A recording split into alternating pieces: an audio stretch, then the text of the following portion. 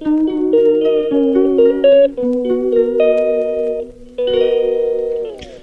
Hello வணக்கம் மக்களே, நான் உங்கள் கனகா அஜித்குமார் பேசுகிறேன். இன்றைக்கி எந்த வீடியோ பற்றி பார்க்க போகிறேன்னு பார்த்தீங்கன்னா, நம்ம வந்து பொங்கல் எப்படி செய்யலாம் அப்படின்றத பார்க்கலாம். வாங்க வீடியோக்குள்ளே போகலாம். ஃபஸ்ட்டு வந்து அடுப்பில் கடாயை வச்சுக்கோங்க. அதில் வந்து பார்த்திங்கன்னா நமக்கு தேவையான அளவு எண்ணெயும் நெய்யும் நம்ம வந்து ஆட் பண்ணிக்கலாம்.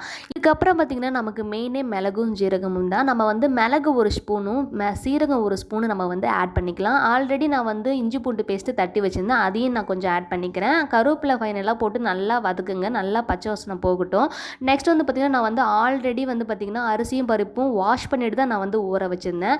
அந்த தண்ணியை வந்து பார்த்திங்கன்னா நம்ம இது கூட வந்து ஆட் பண்ணிடலாம். ஆட் பண்ணிவிட்டு நல்லா உப்பு போட்டு நல்லா இது பண்ணிவிடுங்க. அதுக்கப்புறம் நல்லா பார்த்திங்கன்னா இந்த மாதிரி நுரக்கட்டி வந்ததுக்கப்புறம் கொதி வந்துடும். கொதி வந்ததுக்கப்புறம் நம்ம வந்து அரிசியும் பருப்பையும் இதில் ஆட் பண்ணிடலாம். அரிசியும் பருப்பையும் நல்லா வந்து எல்லாத்தையும் ஃபுல்லாக ஆட் பண்ணிவிட்டு நல்லா ஒரு 3 டைம்ஸ் வந்து நல்லா கிண்டி விடுங்க. கிண்டி விட்டதுக்கப்புறம் இது வந்து மூடி போட்டு மூடிடுங்க.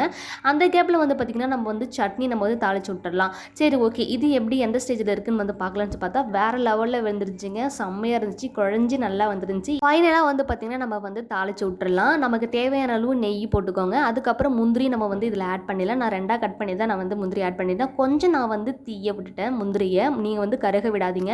நல்லா தாளித்து விட்டுட்டு நல்லா ஒரு அடுப்பில் வச்சுக்கிட்டே தாளித்து விட்ருங்க. அந்த சூட்லேயே அடுப்பு சிம்மில் இருக்கணும். அந்த சூட்லேயே நம்ம வந்து நல்லா கிண்டி விட்ருங்க. அதுக்கப்புறம் நம்ம வந்து கரெக்டாக நம்ம வந்து அந்த ஒரு 5 செகண்டுக்கு அப்புறம் நம்ம வந்து இறக்கிடலாம்.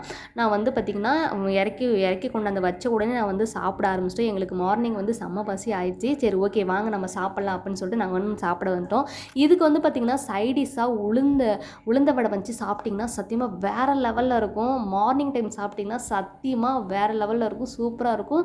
இதை சாப்பிட்டுட்டு நிறைய பேர் வந்து ஃபீல் பண்ணுறது என்னென்னா, இதை சாப்பிட்டோன்னே நமக்கு தூக்கம் வந்துடுமே, எப்பராப்பா பொங்கலை சாப்பிட்றது அப்படின்னு சொல்லிட்டு மார்னிங் டைமில் அவாய்ட் பண்ணிடுறாங்க.